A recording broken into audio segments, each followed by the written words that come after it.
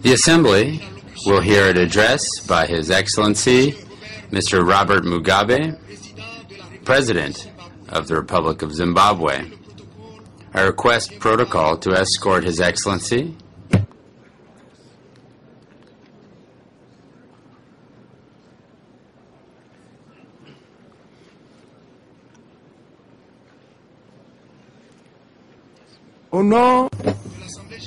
On behalf of the General Assembly, I have the honor to welcome to the United Nations His Excellency Robert Mugabe, President of the Republic of Zimbabwe, and to invite him to address the Assembly.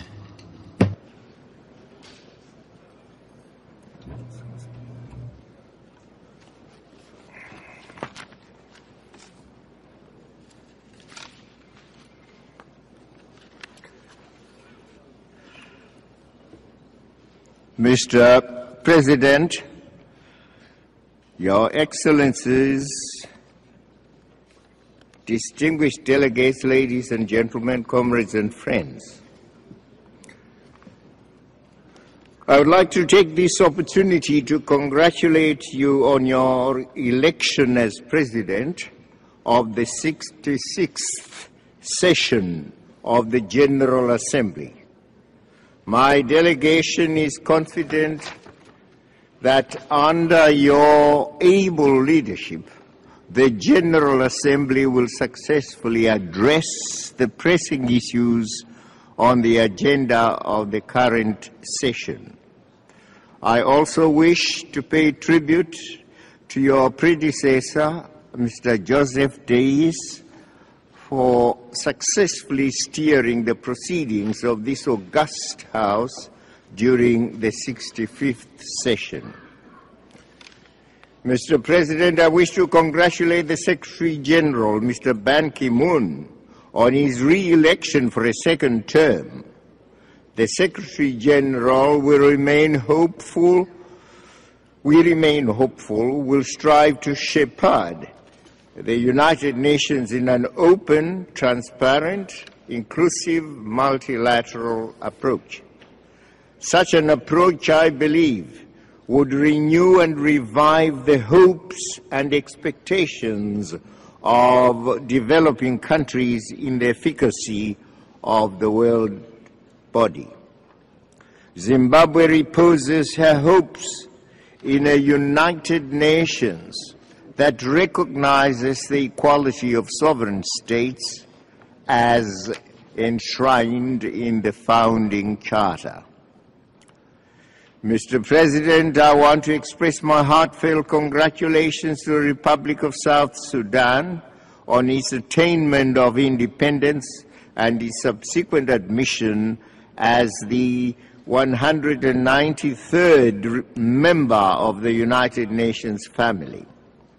As we all congratulate this new nation, Zimbabwe calls upon the international community to render all the necessary support to its government and people in tackling the numerous development challenges that lie ahead of them. Zimbabwe stands ready to make its modest contribution to that end. Mr. President, the theme, the role of mediation in the settlement of disputes, is most apt. But how do we, the United Nations members, measure in relation to it in our activities here at the United Nations and out there in the real world? It is my principled view that we must be duty and honor bound to operationalize the principles upon which the Charter of the United Nations is based. We must not be guilty of manipulating the Charter to serve our particular or sectional designs and ambitions. The Charter is our set of commandments that must be strictly obeyed by each and every member if international and regional peace is to be maintained.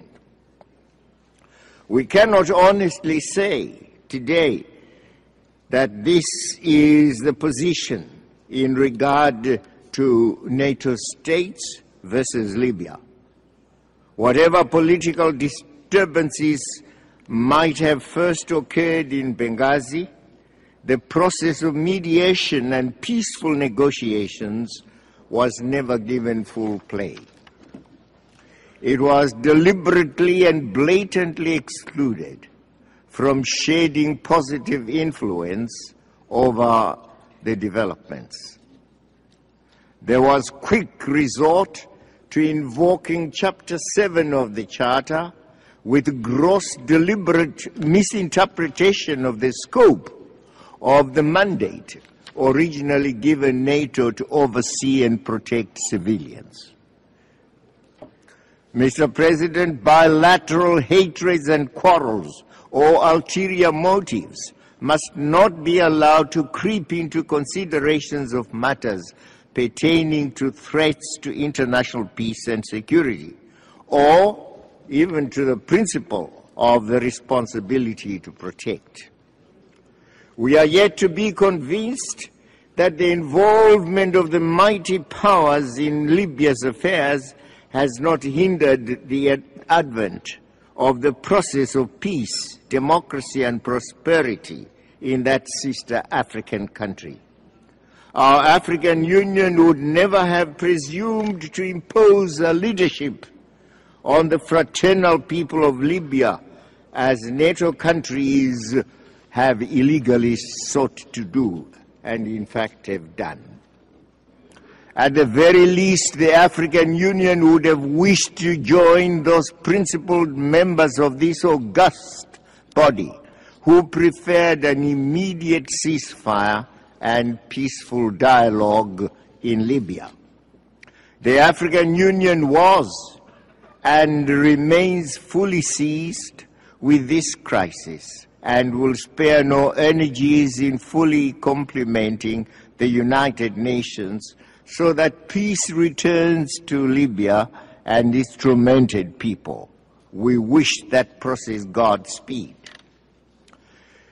Mr. President, the newly minted principle of the responsibility to protect should not be twisted to provide cover for its premeditated abuse in violating the sacred international principle of the Charter, which is the principle of non-interference in the domestic affairs of states, because to do so amounts to an act of aggression and causes destabilization of sovereign state. Moreover, to selectively and arbitrarily apply that principle merely serves to undermine the general acceptability of it. Indeed, more than other states, all the 5 permanent members of the Security Council bear a huge responsibility in this regard for ensuring that their historical privilege is used more to protect the United Nations Charter than to breach it, as is happening currently in Libya through the blatant, illegal, brutal, callous NATO's murderous bombings. There we see NATO bombing places, hunting and hounding the children of Gaddafi. Have the alleged sins of the father now visited the sons, the children? Have the children lost their right to life?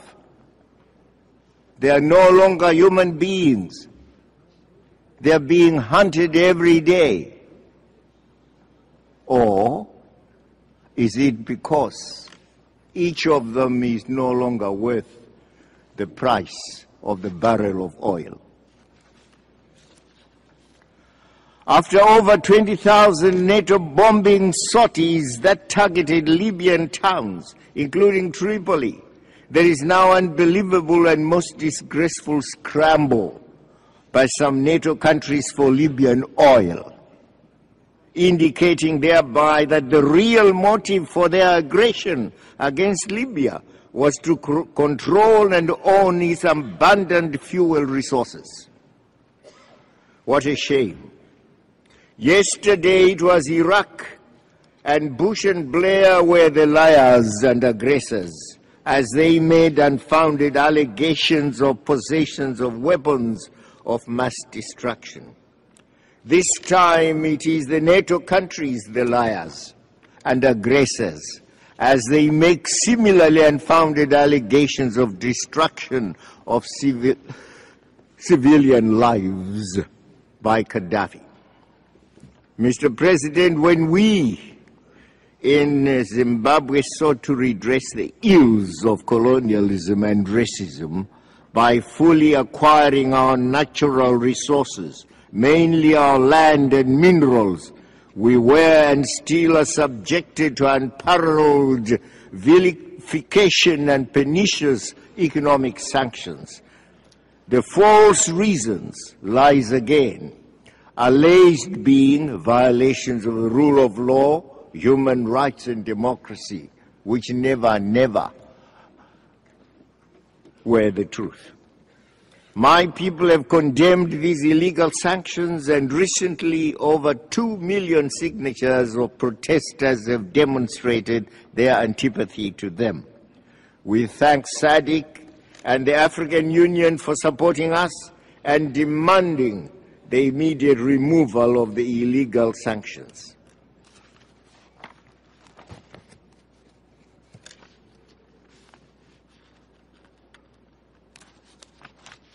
Mr. President, we in Africa are also duly concerned about the activities of the International Criminal Court, which seems to exist only for alleged offenders of the developing world, the majority of them Africans.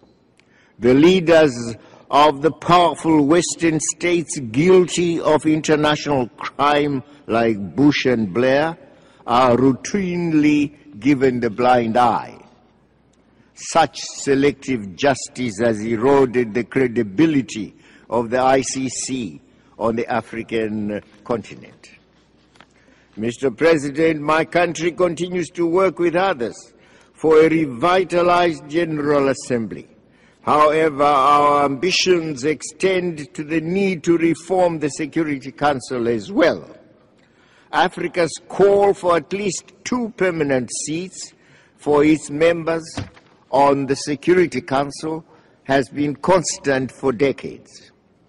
Africa cannot remain as the only region without permanent membership of the Security Council. Mr. President, the current global economic crisis and its attendant financial crisis compounds the plight of us, the most vulnerable, that is, the developing countries. The present international economic and financial architecture has to be reformed and made to respond timelessly to the real needs of all our peoples. The situation challenges the ability of our developing world to achieve the Millennium Development Goals. Mr. President, as we celebrate the 10th anniversary of the Durban Declaration and Plan of Action against racism, xenophobia, and other related social ills, let us all recommit ourselves to fight and defeat these evils. Mr. President, my country fully supports the right of the gallant people of Palestine to statehood and membership of the United Organization. The United Nations must become credible by welcoming into its bosom all those whose right to attain sovereign independence and freedom from occupation and colonialism is legitimate. Let us all accept Palestine as a legitimate state and a member of this body. Similarly, the tormented people of the Sahrawi Arab Democratic Republic must not be forgotten. We call for immediate progress in the engagements for a solution to their long-running saga. Mr. President, the conference of the parties later this year is a pivotal occasion from which we should emerge with agreed measures to address matters of climate change and how to mitigate threats to the very existence of small island states in particular, and to the coastal regions of many heavily populated nations. Zimbabwe will be fully engaged in those negotiations. Let me reiterate my country's full belief in the aspirations enshrined in the Charter of the United Nations. We must all resist any abuse to which it may be exposed through the unwelcome behavior of a few. My country celebrates the United Nations Women entity as it addresses the position of more than half of humankind in all our countries. The African Union must not be undermined, rather, it should be allowed to complement the United Nations efforts for peace and security on the continent. Zimbabwe is a peaceful member of the African Union, of SADC, COMESA, NAM, and many other international economic and trade organizations, and thus desires to continue to play its part in creating a peaceful environment in the world. The United Nations can count on the unqualified support of Zimbabwe as required, even if only in our modest way. May I wish the 66th United Nations General Assembly every success. Mr. President, I thank you.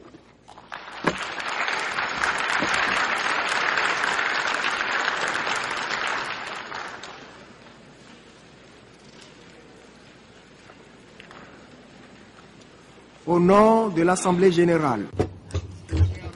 On behalf of the General Assembly, I wish to thank the President of the Republic of Zimbabwe for the statement just made.